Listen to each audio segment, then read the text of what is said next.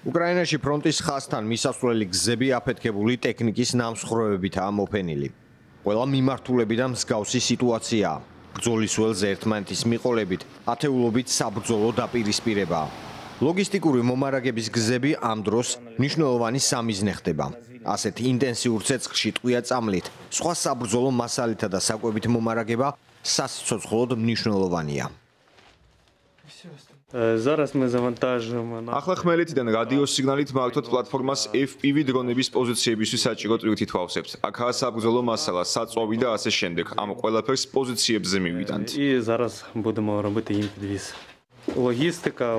ლოგისტიკა ძლიერადაა შეფერხებული, ამიტომ მხოლოდ ამ რადიომართვადი კომპლექსის წყალობით შეგვიძლია ჩვენი პოზიციების მომარაგება. робити підвози на наші позиції. უკრაინის შეიარაღებული ძალების ეს დანაყოფი სახმელეთო რობოტულ სისტემებს სულ უფრო აქტიურად იყენებს. ანალიტიკოსები ამბობენ, რომ უკრაინის მიერ ამ პლატფორმების მასშტაბურად გამოყენებამ შესაძლოა პროგრესს შეუწყოს ხელი. ზოგიერთი სამხედრო მეთაური თვლის, რომ ტექნოლოგია განვითარების ჯერ კიდევ ადრეულ ეტაპზეა.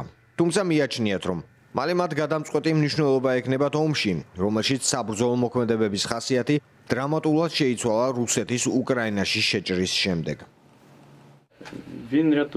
ეს სიცოცხლის უხანგრძლივებს იმ მებრძოლებს, რომლებსაც სხვა შემთხვევაში ავტომობილებით ან ფეხით მოუწოდათ მომარაგება. რობოტები კი მებრძოლებს იცვლიან. სახმელეთო რობოტები მინი ბრონირებულ მანქანებს გვანან. ხშირად მუხლუხოვებით გადაადგილდებიან თითქოს მინიატურული ტანკებია. სამხედრო ფერებში შეღებილი სისტემები ნელა მოძრაობენ ნანგრევებზე ან მიწაყრილებზე. ისინი შექმნილია იმისთვის, რომ ისეთი რელიეფი გადალახონ, რომელიც ჯარისკაცებისთვის ძალიან სახიფათოა.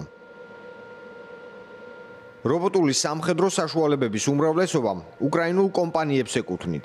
ფასის ზომისა და შესაძლებლობების მიხედვით დაახლოებით 1000-დან 64,000 ამერიკულ დოლარამდე მერყეობს. ასეთ სისტემებს არაერთი უკრაინული ბრიგადა იყენებს უკვე, თუმცა არიან ისეთი დანაყოფები, რომლებიც ყველაზე ხშირად მიმართავენ რობოტულ სისტემებს.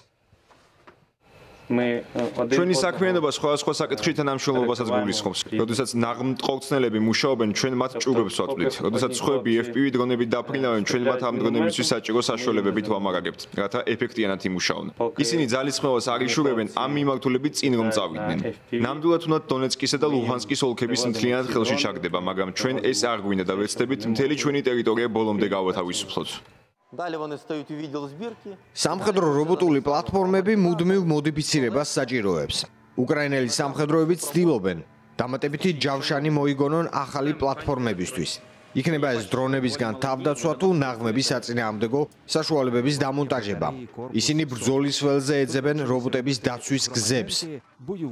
შემდეგ კი მწარმოებლებს აწვდიან ინფორმაციასა და შეფასებებს იმის შესახებ, თუ როგორ მუშაობს ტექნოლოგია ომში.